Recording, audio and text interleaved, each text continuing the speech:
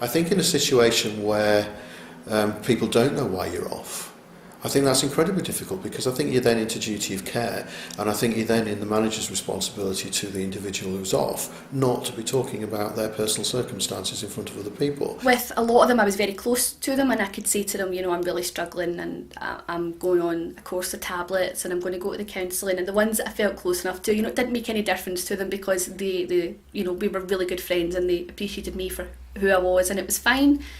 There was a few others that I wasn't as close to, and there was a sort of clickiness with some of them, and it felt as though, you know, when they were away for a smoke break, you might have been getting spoken about, you know, that, you know, you just overhear things or you get looks and just the way people treat you. But I just had to put that to the back of my mind as much as I could, because I had a lot of people there that were so supportive, and that was just a minority. And it was almost like going back after somebody close in your family's died. It was really hard. Nobody knew what to say.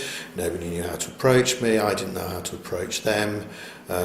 Because most of them knew why I was off, because we'd been relatively open with them, because I felt it was fair to my team to understand what had happened. I had colleagues and supervisors that were phoning my wife every week. How's Gary? When can we come and see him? How's he getting on? And Fiona was like, well, he's struggling and you can't really see him. Well, what can we do for you? So they turned their attention away from, because they couldn't come and see me, to, well, what can we do for you, Fiona? What can we do for you as Gary's wife? And she was like, well, you know, I'm visiting him every day, 6 hours a day. She visited me for 4 months. And Morgan said, well, right, what about home? Can we do anything at home? Can we cut your grass? Can we go and do your shopping? You've got enough to cope with Gary. What can we do? What worked for me was, it wasn't a business meeting. There was no expectation. It was a leaving do for somebody, so everybody was happy and eating cake and chatting anyway. And people were coming and going. And there was no expectation on me to arrive at a set time or leave at a set time. So I think in terms of advice for other managers, I would say that works for me. Can't say whether it worked for anybody, but it worked for me. And it seemed to make the situation easier for people, because they could drift over, say hi, drift away again. They weren't sitting around a table with me trying to brief me on something for an hour, worrying about whether I was going to implode at some point. If I was struggling with a workload, there was people that were more than happy to, you know, if they could see it in my face and I wasn't quite up to telling people, you know, I'm really struggling with this, or this is just one of those days that I can't deal with it, they would offer to help, or people would say, you know, let's work on this together. My boss was really good at reassuring when I was getting a bit worked up about things. I can't deal with all this. We're not going to meet the deadlines. And he would take me for wee talks and say, listen, this is my job to worry about this, not yours. So just you do what you can. If somebody has a mental health condition, there is reasonable workplace adjustments that we can make for them. But then their colleagues often ask, why is that? Why are they getting to come in later? Or why do they get to go early?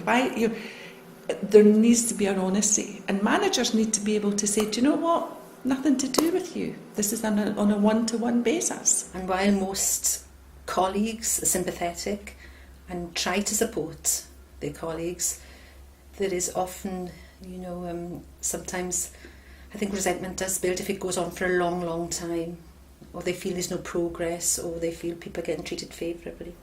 You like to think people will always do their best, because it could always be them. We know it's 1 in 4, and it could be you at any point. But I think, you know, it does make things difficult if somebody's doing somebody else's job and they're then becoming stressed themselves, and that's the job of a manager. He doesn't just have to manage one person with a mental health issue, he has to manage maybe 3 people and one person with a mental health issue with a reduced workload, which is putting more stress. So it is the balance, you know. I do genuinely think people want to help and would try to help, but there are restrictions on them. What it felt was genuine interest in me, genuine concern, and genuine people being genuinely pleased to see me. And honestly, look, I really don't want to keep talking about this, right? We've talked it out.